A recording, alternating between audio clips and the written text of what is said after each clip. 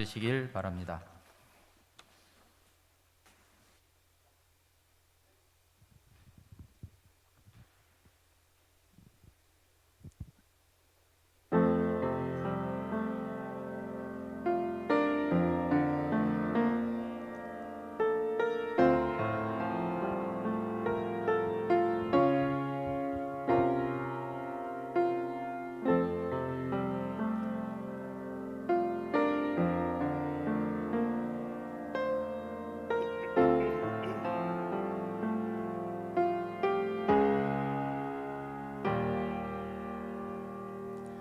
나를 지으신 이가 하나님, 나를 부르신 이가 하나님, 나를 보내신 이도 하나님,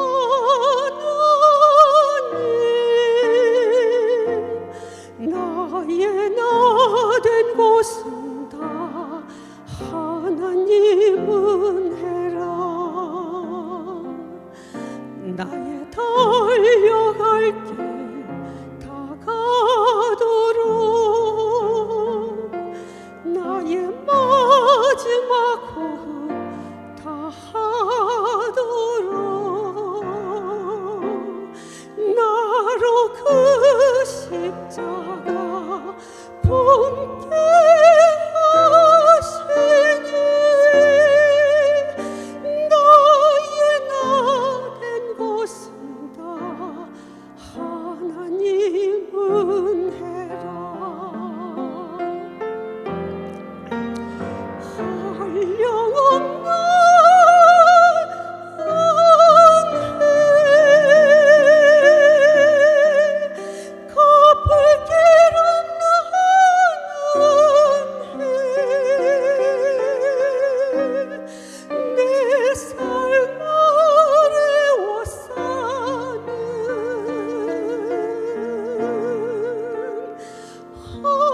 하나님의 은혜,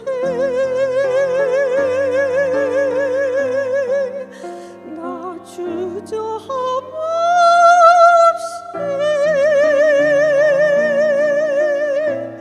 그 땅을 밟음도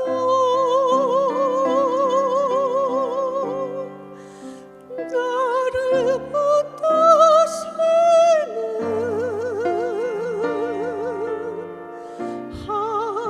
하나님의 은혜.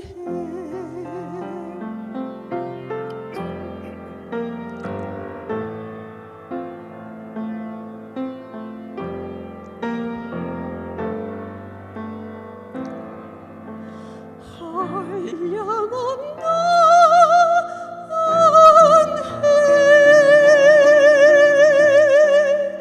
갚을 길 없는 은혜, 내 삶 아래와 사는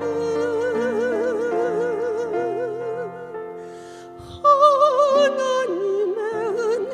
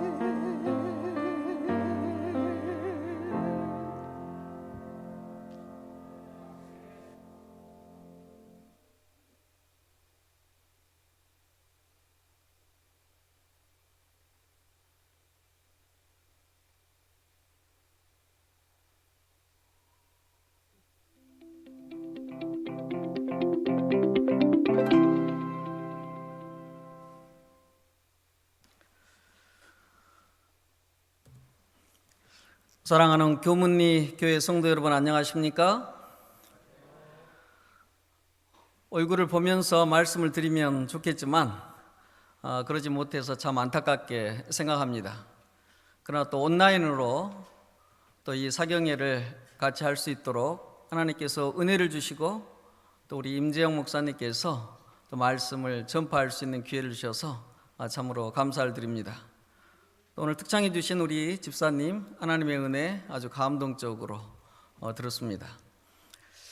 저희 임재영 목사님은 사실은 저와 대학교 동기입니다. 입학 동기입니다. 그래서 오늘 식사를 하면서 생각을 해보니까 87년도 이후에는 본 적이 없습니다. 이게 30년이 훨씬 넘은 것 같아요. 그래서 학교 다닐 때 우리 임재영 목사님은 아주 부지런하시고 아주 영특하셨습니다. 시험을 보면 무조건 1등입니다. 임재영 목사님이. 정말입니다. 또 아주 철저하시고 성실하신 목사님이셨는데 오늘 와서 이렇게 보니까 사경회가 완벽하게 준비되어 있는 그런 모습을 보고 역시 우리 임재영 목사님이 열심히 하고 계시는구나, 그렇게 생각이 들었습니다. 자, 오늘은 저희들이 일주일 시작하는 사경의 첫째 시간으로 하나님 우리 아버지여 라고 하는 제목으로 하나님의 말씀을 연구하겠습니다. 일주일 동안 저희들이 총 주제로 우리는 참 그리스도인인가요? 라고 하는 총 주제를 가지고 말씀을 나누도록 하겠습니다. 오늘은 하나님 우리 아버지여, 마태복음 6장 9절로 10절에 있는 두 절을 가지고 저희들이 은혜를 받고자 합니다. 예수님께서는 저희들에게 너희는 이렇게 기도하라, 그렇게 말씀하시면서 기도를 가르쳐 주셨습니다. 저는 목회를 이렇게 하면서 우리 성도들을 보면서 기도가 참 쉬운 문제가 아니라고 생각을 했습니다.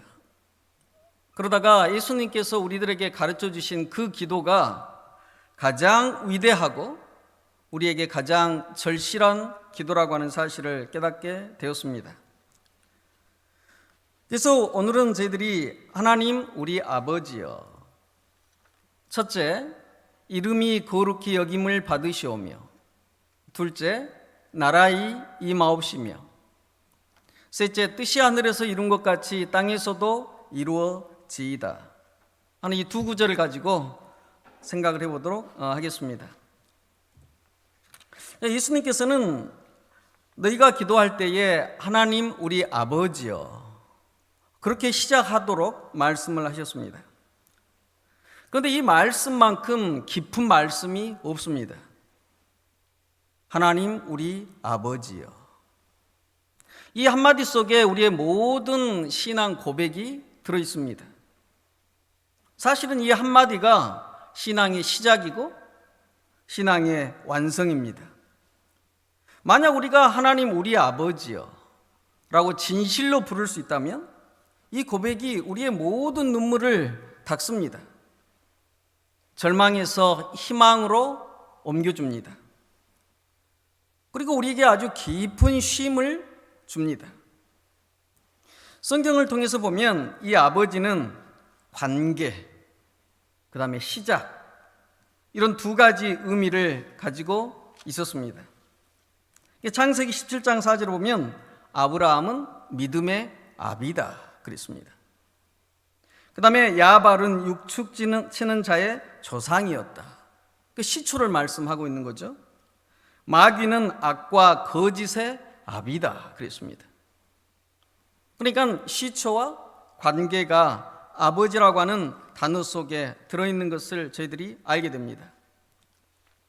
그런데 인간 아버지가 생명의 근원으로 생각되듯이 하나님은 모든 생명체와 피조물의 아버지로 기록되어 있습니다. 사도행전 17장 25절에 보면 우주와 그 가운데 있는 만물을 지으신 하나님께서는 만민에게 생명과 호흡과 만물을 친히 주시는 이심이라 그랬습니다. 우리에게 육신의 아버지가 있듯이 영원한 아버지가 계심을 아는 것은 위대한 깨달음입니다. 사실 신앙의 모든 것입니다. 비록 교리를 잘 몰라도 나에게 하늘 아버지가 계시다. 내가 하늘 아버지를 아버지로 부를 수 있고 고백할 수 있으면 거기서 신앙이 시작되고 완성되고 전천후 신앙이 됩니다. 영혼까지 연결됩니다. 저는 그 고향이 전라남도 보성입니다. 차가 많이 나오는 보성인데, 제가 어렸을 때 저희 교회에 글을 잘 모르시는 할머니 한 분이 계셨습니다. 그런데 제가 이제 목회를 한 30년 하면서 이렇게 보니까 우리 교인들을 많이 봤죠. 그 다음에 교회도 많이 다녔습니다. 많이 목회를 했습니다. 그 할머니 신앙이 참 귀한 신앙이에요. 보니까 교인들을 많이 보니까 이분이 비록 글을 알지 못해도 그 아름답고 순수하고 단순한 신앙이 그립게 생각이 드는 것입니다. 전도사님이 앞에서 구원론을 가르치는데, 여러분, 하나님께서는 우리에게 구원을 주십니다. 이 할머니께서 이해를 잘 못하셔요. 시판밖에 생각이 안 나는 것입니다. 어렸을 때 그 시판짜리 동전이 있었잖아요. 왜 기왕이 주시려면 시판을 주시지 구원을 주시나? 이 할머니는 이렇게 질문을 하셨어요. 그렇게 교리를 가르치는 것이 어려워도 이 할머니 집사님은 농사지어서 첫 추수한 것을 하나님께 드립니다. 안식일을 성실히 지킵니다. 새벽에 기도를 멈추지 않습니다. 그리고 항상 말씀하십니다. 저는요, 하나님 아버지가 계신 것을 압니다. 그러셔요. 하나님은 영혼의 갈망을 가진 자들에게 자신을 아버지로 깨닫게 하시는데 실패가 없으신 분이십니다. 그분의 기도는 하나님 우리 아버지요 라고 시작됩니다.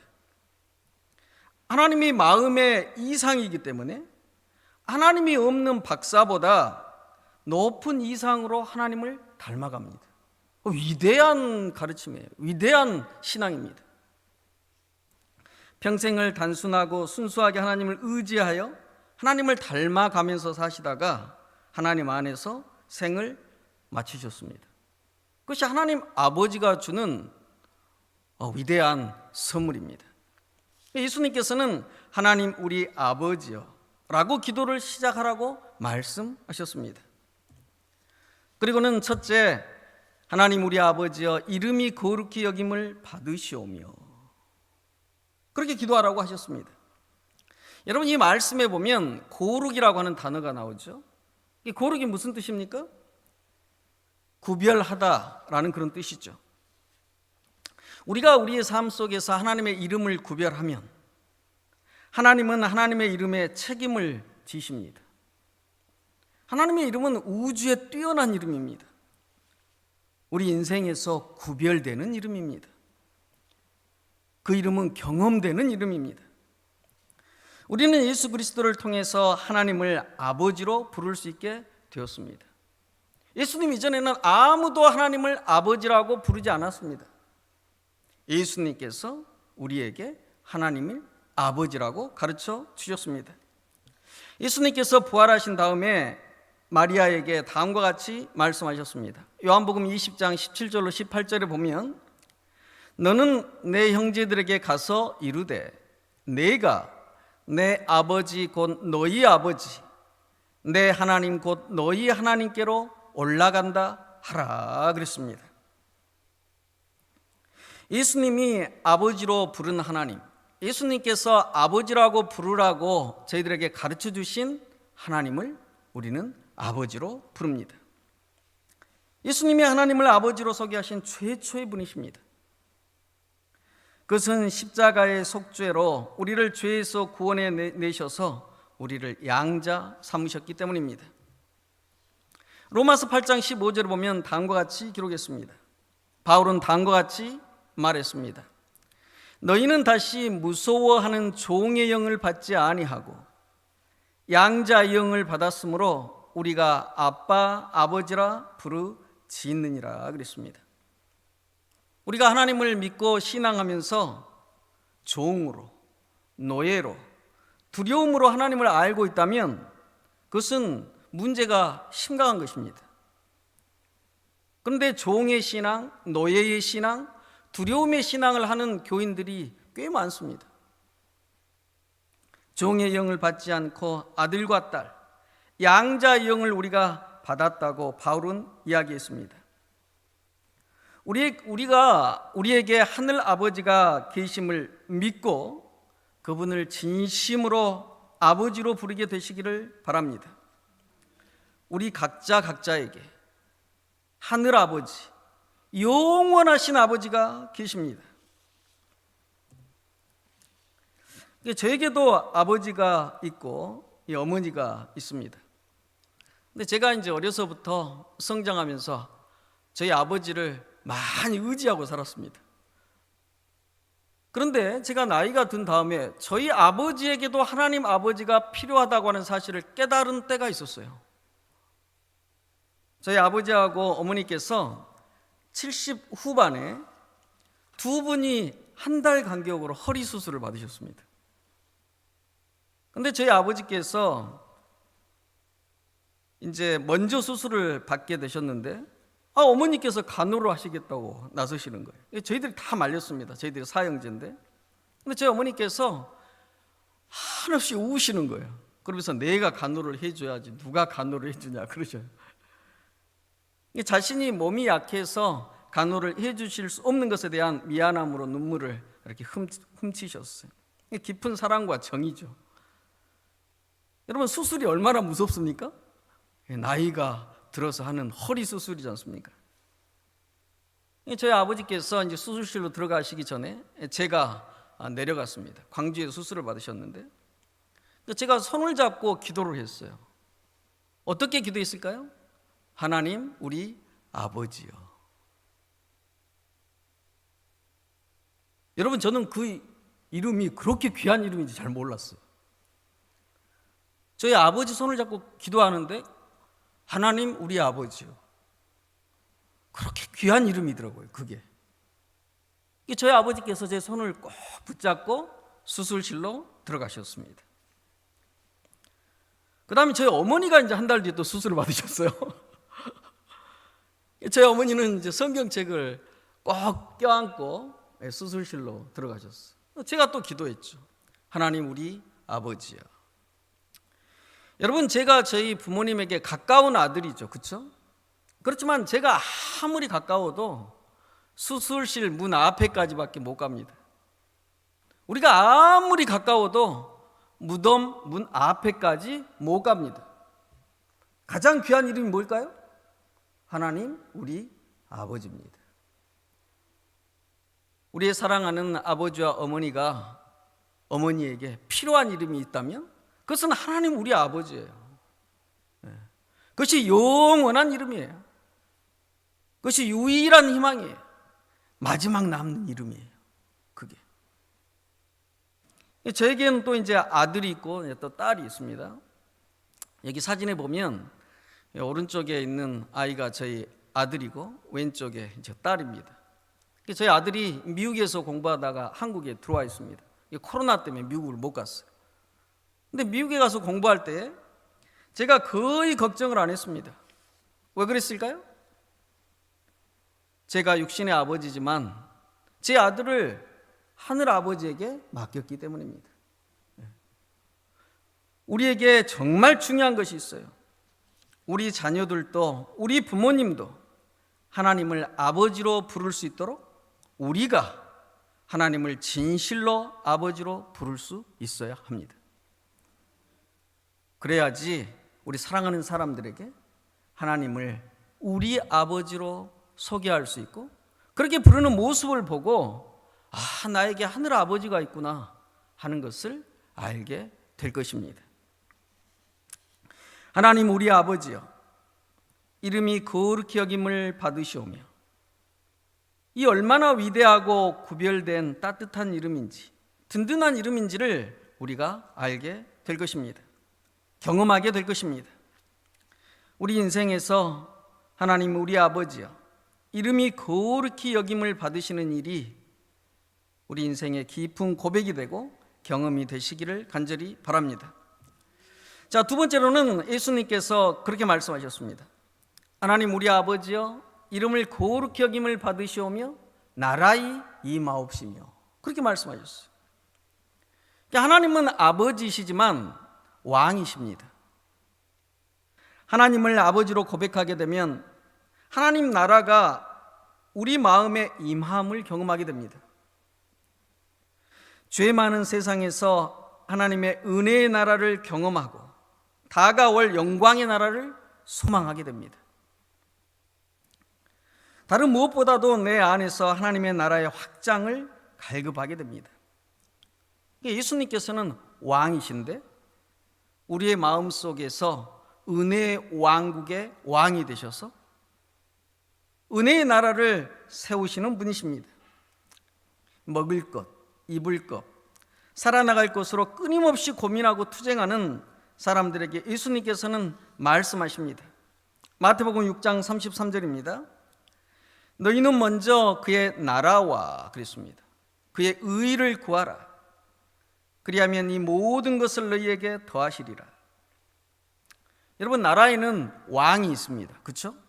그 다음에 백성이 있습니다. 예수님은 위대한 왕이시고 위대한 중심이십니다.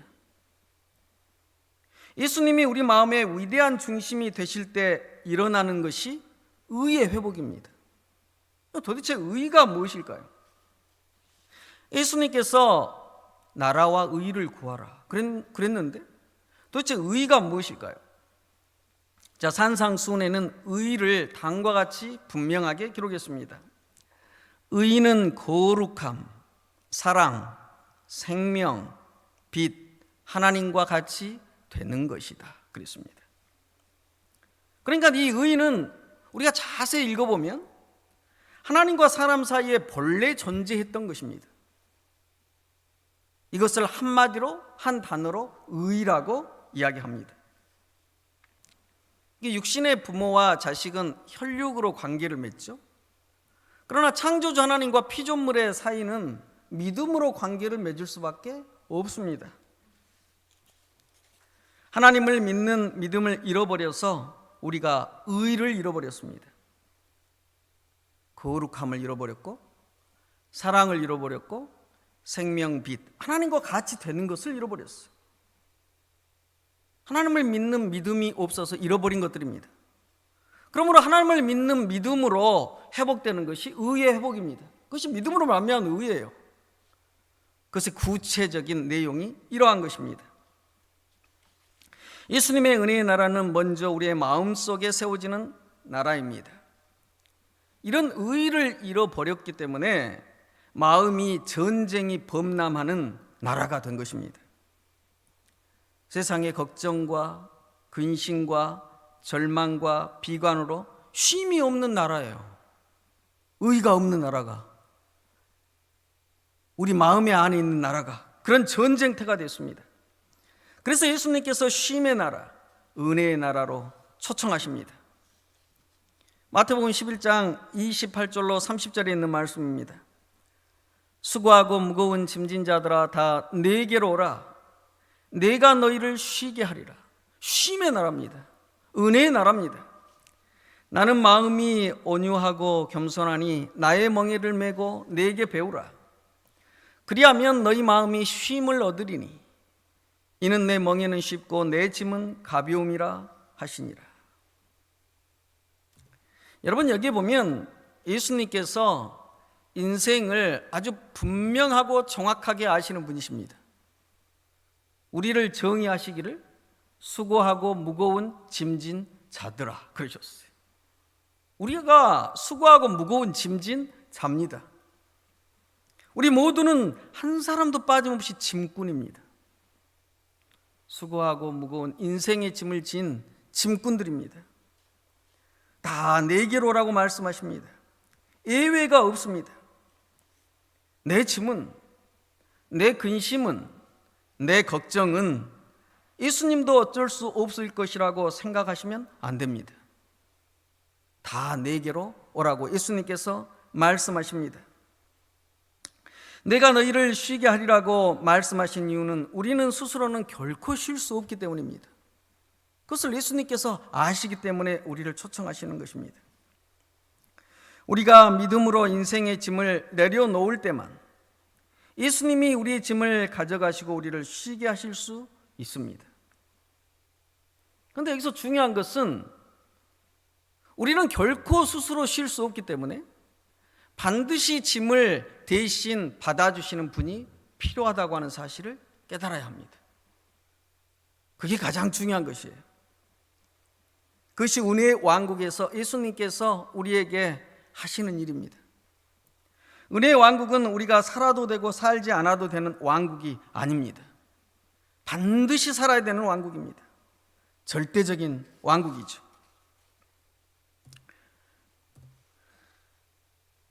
이분은 김형석 교수라고 하는 분이십니다. 금년에 100세시죠, 이분이. 그래서 이분이 100년을 살아보니라고 하는 강의를 이렇게 하셨어요. 근데 이분이 아주 신실한 크리스천입니다. 근데 이분이 강의를 하시는 중에 다음과 같은 말씀을 한번 하셨어요. 이분이 평양 출신입니다. 근데 자기 마을에 한 남자가 있었어요. 근데 이 남자는 공부를 많이 하신 분이 아니었어요. 근데 자기 친구 한 사람이 이 교사 출신이 있었습니다. 근데 항상 그 친구에 대해서 열등감을 가지고 있었어요, 이 청년이. 근데 어느 날 이 청년이 술을 많이 먹고 집에를 가는 길에, 당시는 국민학교죠, 요즘은 초등학교지만 국민학교를 운동장을 지나가게 됐는데 교사인 친구가 거기 국민학교에 서 있는 거예요. 그 아이들하고 서 있었어요. 이게 이제 술을 마시면 그 핑계로 이제 좀 그렇게 하잖아요. 그래서 이 친구가 열등감도 있었겠다, 이제 술도 마셨겠다. 그러면서 이제 교사인 친구에게 시비를 걸었습니다. 너 나 무시하지 마. 무시하면 가만 안 둘 거야. 그러면서 이제 자기 친구를 좀 위협한다고 두리번거리다 보니까 옆에 몽둥이가 있었어요. 그래서 몽둥이를 들고 세게 휘둘렀는데 이 교사 친구가 피한다고 피한 것이 몽둥이를 휘두르는 쪽으로 피했어요. 머리를 맞은 것입니다. 그래서 교사 친구가 쓰러졌어요. 술이 확 깼어요. 그래서 당시에는 뭐 병원이 많지도 않고 그렇잖아요. 놀래서 가까운 곳에서 리아카에 친구를 싣고 병원으로 가던 중에 친구가 리아카에서 죽었습니다. 너무 큰 충격을 받았어요. 그런데 이 친구, 교사 친구 부모들의 탄원으로 짧은 기간 옥살이를 하고 나왔어요. 처벌을 원치 않았어요, 부모님이. 그래서 어떻게 나왔습니다. 근데 마을에서 살 수가 없는 거예요. 아내와 자녀들을 데리고 멀리 떠나서 산 밑에서 살기 시작했어요. 그런데 죄책감에서 벗어날 수가 없는 것입니다. 죄책감을 맡길 데가 없어요. 스스로 그 짐을 지고 갈 수밖에 없는 인생길이 너무나 힘이 드는 거예요. 그래서 그 후에 누가 뭐라고 하지는 않지만 선하게 살았지만 양심이 살아났어요. 그리고 그를 끊임없이 괴롭히는 것입니다. 어느 날 장에서 예쁜 옷감과 한복을 사갖고 왔습니다. 그리고 아내에게 주었어요. 그리고는 자녀들에게 입혀주었습니다. 그리고는 이번은 아내에게 그렇게 이야기했습니다. 내가 잠깐 밖에 나갔다 오겠소. 그리고는 이 남자는 집에 돌아오지 않았습니다. 식구들이 다음날 아침 찾아 나섰어요. 어떤 사람이 언덕을 넘어오면서 누구를 찾으니까 빨리 언덕을 넘어가 보라고. 넘어가 봤더니 전봇대에 목을 숨져 있었습니다. 장례식에서 아내가 손님들에게 이야기했습니다. 이제는 남편의 마음이 편할 것입니다. 그랬습니다. 그것이 인간입니다. 여러분, 하나님이, 예수님이 없는 사람이 가질 수 있는 최고의 것은 아마 양심일지 모릅니다. 그런데 문제는 아무리 선한 양심의 소유자라 할지라도 양심이 인간을 구원할 수가 없는 것입니다. 아무리 착하게 살아도 그에게 닥쳐오는 죄책감이나 이것을 양심이 맡아줄 수는 없는 것입니다. 양심이 사람을 구원해 줄 수가 없어요. 깨끗한 양심이 마음의 중심이 되어도 그것이 구주가 될 수는 없는 것입니다. 어떤 인간의 철학도 무용지물이에요. 인간이 인간을 구원할 수가 없습니다. 그러므로 우리에게 반드시 구원자가 필요한 것입니다. 수고하고 무거운 짐진 자들아 다 내게로 오라. 우리 모두에게는 반드시 구주가 필요합니다. 은혜의 왕국에서는 우리가 살아도 되고 안 살아도 되는 문제가 아닙니다. 반드시 은혜의 왕국에서 우리의 짐을 맡아줄 분을 만나야 합니다. 그것이 크리스찬의 삶의 첫 번째 단계입니다. 그게. 이 평양의 청년은 양심은 선해졌을지 모르나 구원자가 없어서 죽을 수밖에 없었습니다. 그런데 똑같은 살인자인데 바울은 구원자를 발견했습니다. 바울은 살인자죠. 그렇죠? 그래서 고백이 다릅니다. 로마서 7장 24절에 보면 바울은 다음과 같이 이야기했습니다. 오라 나는 곤고한 사람이로다. 이 사망의 몸에서 누가 나를 건져내랴. 바울은 마침내 구원자를 발견하고 구원을 받습니다. 그러므로 이제 그리스도 예수 안에 있는 자에게는 결코 정죄함이 없나니. 죄를 정한다 이런 뜻이에요. 우리에게 죄를 얹어놓는다 이런 뜻이에요. 정죄함이 없나니 그랬습니다. 이는 그리스도 예수 안에 있는 생명의 성령의 법이 죄와 사망의 법에서 너를 해방하였습니다. 그랬습니다. 우리에게는 해방자가 필요합니다. 죄의 세력에서 우리를 해방해 주실 자, 짐꾼인 우리의 짐을 맡아주실 자, 우리의 죄책감을 맡아주실 자, 구주가 절대적으로 필요한 것입니다. 사도 바울은 구원자를 발견했습니다. 그 평양의 남자는 친구의 부모가 용서를 해 주어도 예수 그리스도에게 짐을 내려놓지 않으므로, 예수님을 모름으로 죄의 짐을 지고 그 무게로 죽은 것입니다. 예수님께서는 그 공의를 자기에게 돌리지 말고 예수님께 맡기라고 하는 것이 십자가의 초청입니다. 그리고 살라는 것입니다. 만약 평양의 친구가 예수님을 알았다면 그의 이야기는 사도 바울의 이야기가 됐을 것입니다. 여러분, 예수님의 십자가 왜 저렇게 처참한지 아세요? 그게 죄의 모습이에요. 죄책감의 모습이에요. 우리 모든 짐의 모습이에요. 우리를 핥히고 지나가는 모든 상처의 모습이 십자가의 예수 그리스도의 모습이에요. 모두에게는 구원자가 절대적으로 필요합니다.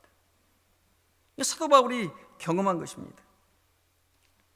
십자가는 내가 결코 알 수 없는 것을 하나님이 예수님을 통하여 나를 대신하여 해주시는 하나님의 구원의 역사입니다.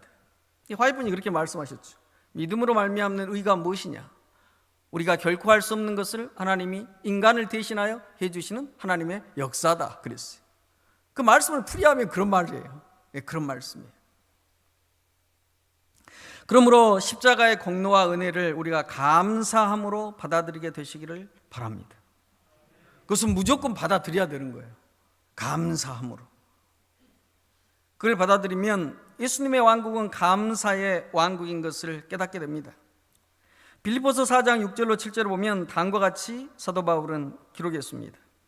아무것도 염려하지 말고 다만 모든 일에 기도와 간구로 너희 구할 것을 감사함으로 하나님께 아뢰라 그랬습니다.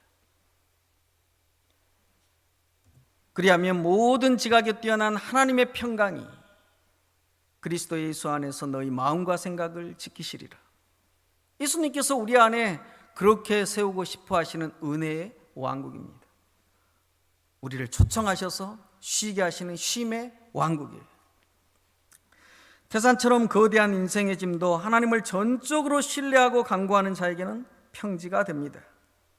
왜냐하면 은혜 왕국의 왕이 예수님이시기 때문입니다. 은혜의 왕국은 영광의 왕국으로 정점을 이루게 됩니다. 우리가 은혜의 왕국에 살고 있지도 않은데 예수님의 재림을 기다린다, 그런 일은 없습니다. 은혜의 왕국에 살지도 않는데 영광의 왕국에 들어가서 사는 일은 없습니다. 은혜의 왕국이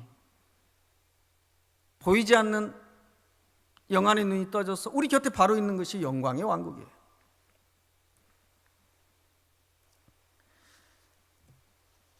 영광의 왕국에 대해서 계시록 21장 3절 4절에서는 다음과 같이 기록했습니다. 내가 새 하늘과 새 땅을 보니 처음 하늘과 처음 땅이 없어졌고 하나님은 친히 그들과 함께 계셔서 모든 눈물을 그 눈에서 닦아주시니 다시는 사망이 없고 애통하는 것이나 곡하는 것이나 아픈 것이 다시 있지 아니하리니 처음 것들이 다 지나갔음이러라 그랬습니다. 여러분, 제가 이제 목회 저는 30년이 안 됐어요. 우리 임지영 목사님 아까 이야기를 하니까 30년이 넘었다고 그래요. 30년이 거의 됐다고 그래요. 예. 근데 이제 이 목회를 해보면 여러분들 교회는 한 200여 명 성도들이 된다고 하는데 저희들은 한 100명 정도 이렇게 됩니다. 100명이면 다 문제가 있습니다. 지금 없더라도 또 문제가 생깁니다. 아무리 예쁘게 집사님이 차려입고 앉아 있어도 이야기를 해보면 문제가 있어요. 문제가 있어요. 어떤 분은 가장 가까운 사람, 남편이든지 자식이든지 가장 가까운 사람에게도 터놓고 이야기할 수 없는 고민이 있어요. 아무에게도 이야기할 수 없어요. 아무에게도. 여기 보니까 하나님께서 뭐라 그랬어요? 모든 눈물을 그 눈에서 닦아주시니 이 세상에서는 하나님께서만이 닦아주시는 눈물이 있습니다. 분명히 있어요. 은혜의 왕국에서 예수님께서 그 눈물을 닦아주시는 것을 우리가 경험해야 됩니다. 영광의 나라가 오면 다시는 그 눈물을 닦아주실 필요가 없겠죠. 그 눈물이 없을 거니까. 그러나 우리는 은혜의 왕국에 살면서 경험을 해야 됩니다. 맛을 봐야 됩니다. 사망이 없고 애통하는 것이나 코로나도 없을 것입니다. 곡하는 것도 없을 것입니다. 그 나라에 살기 위해서는 우리가 이 은혜의 왕국에서 살아야 영광의 왕국이 실체가 될 것입니다. 하나님 우리 아버지여, 이름을 거룩히 여김을 받으시오며 나라의 임하옵소서. 그것이 우리의 간절한 기도가 되시기를 간절히 바랍니다. 그 다음에 마지막으로 세 번째로는 뜻이 하늘에서 이룬 것 같이 땅에서도 이루어지이다 그랬습니다. 하늘에서도 이루어지고 땅에서도 이루어져야 하는 하나님의 뜻은 인간을 죄에서 온전히 구원하셔서 살게 하시는 십자가의 사역입니다. 죄를 멸하는 사역입니다. 죄를 멸해서 우주를 안전하게 하는 일입니다. 하나님의 품성을 드러내서 하나님에 대한 오해를 없게 하는 일입니다. 그것은 십자가를 바라봄으로 십자가의 공로를 받아들임으로만 가능한 일입니다. 온전한 하나님의 사역입니다. 이게 시대의 소망 학원 65페이지에 다음과 같이 기록했습니다. 그리스도에게 바친 이 영혼은 그분이 보기에 온 세계보다도 귀하다. 한 사람을 구원하여 당신의 왕국으로 인도하기 위해서라도 구주께서는 갈바리의 고통을 당하셨을 것이다. 여러분, 이 말씀을 자세히 읽어보면 여러분, 한 사람을 구원하여 당신의 왕국으로 인도하기 위해서라도 구주께서는 갈바리의 고통을 당하셨을 것이다. 참 부모님의 심정이죠. 요즘에는 아버지 어머니도 타락하신 분들이 많아서 세상에 이 가정이 많이 깨져버렸어요. 그래서 하나님의 사랑을 아버지 어머니의 사랑으로 나타내기가 어려운 세상이 됐습니다. 그러나 참 부모는 자기 자식을 위해서 모든 것을 주실 마음이 있습니다. 그렇습니까? 여기 보면 참 부모님만이 가질 수 있는 마음을 읽을 수 있어요. 한 영혼은 온 세계보다도 귀하다. 여러분, 자녀들이 온 세계보다 귀합니까? 귀하죠. 한 사람을 구원하여 당신의 왕국으로 인도하기 위해서 구주께서는 갈바리 고통을 당하셨을 것이다. 바울은 말합니다. 로마서 1장 2절로 3절입니다. 복음은 하나님이 선지자들을 통하여 그의 아들에 관하여 성경에 미리 약속하신 것이라. 육신으로는 다윗의 혈통에서 나셨고 성결의 영으로는 죽은 자들 가운데서 부활하사 능력으로 하나님의 아들로 선포되셨으니 곧 우리 주 예수 그리스도시니라. 바울에게는 복음이 아주 분명했어요. 복음은 한마디로 예수 그리스도예요. 그런데 두 가지를 말씀하셨어요. 바울이 육신으로는, 성결의 영으로는. 그러니까 예수 그리스도가 온전히 육신이시면서 온전히 하나님이시다. 그것이 복음이라는 것입니다. 여러분, 예수님은 온전히 인간으로 오셔서 인생인 우리를 깊이 아십니다. 동시에 예수님은 온전히 하나님이십니다. 그것이 복음이에요. 나의 연약함, 나의 불완전함을 아시는 분이 하늘에 계시다고 하는 것은 얼마나 큰 위로고 복음인지 모릅니다. 굉장히 중요한 거예요. 제가 1992년도에 미국에서 공부를 마치고 유럽으로 배낭 하나를 짊어지고 한 50일 동안 여행을 갔습니다. 그런데 이제 너무 바빠갖고 여행 준비를 이제 못하고, 그때는 이제 20대 아주 젊은 청년이니까 이제 유럽에 대한 여행 책자 하나, 그다음 배낭 하나 짊어지고 비행기를 탔는데 이제 유럽에 대해서 좀 궁금해지더라고요, 비행기에서. 근데 제가 첫 번째 내리는 곳이 이태리 로마였어요. 그래서 로마를 이렇게 보니까 거기 보니까 이렇게 돼요, 책자에. 로마 사람들은 영어를 잘 못한대. 영어를 못한대. 이태리 남부 쪽은 영어를 못한다는 거예요. 그걸 보니까 머리가 좀 하얘졌어요. 제가 이태리 말을 못하잖아요. 이거 어떻게 해야 되나. 또 이제 그 바티칸에는 그렇게 소매치기가 또 많대요. 책에 보니까 소매치기가 그렇게 많다는 거예요. 그러니까 책을 읽으니까 너무너무 걱정이 되는 거예요. 스트레스가 아주 확 밀려오는 거예요. 그런데 제 친구 하나가 프랑스 소르본느 대학에서 공부를 하고 있었습니다. 그런데 제 친구를 여행 한 40일 뒤에나 만나게 돼 있었어요. 그런데 제가 여행 책자를 읽고 친구를 생각하니까 이 넓은 유럽에 나를 알고 있는 친구가 딱 하나 있음에도 불구하고 그것이 그렇게 위로가 되더라고요.